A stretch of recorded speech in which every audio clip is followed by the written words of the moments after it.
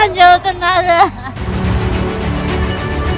కల్లారిపోటు కూడా ట్రీట్మెంట్ చేస్తూనే ఉన్నారు, కానీ రాత్రి సరిపోయాడు మనిషి, కానీ చెప్పకుండా మోసపూరితంగా. అప్పుడు ఎందుకు చెప్పలేదు సార్? అప్పుడు చెప్తే రాత్రికి రాత్రి డబ్బు కట్టేవాడువే, అందుకే కట్టాక చెప్పాం. ఆ మెసల్లోకి లోపలికి వెళ్ళి తాళాలు వేసుకొని దాక్కొని చూస్తున్నారు. మీరు డాక్టర్లా దొంగలా దాక్కొని చూడడానికి?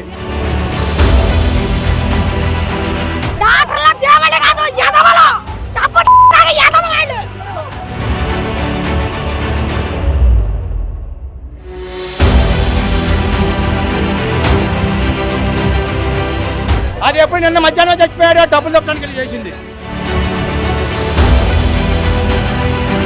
చనిపోయాక డబ్బులు కట్టించుకున్నాడండి. ఇది మీ డాక్టర్ల వృత్తికే సిగ్గుచేటు.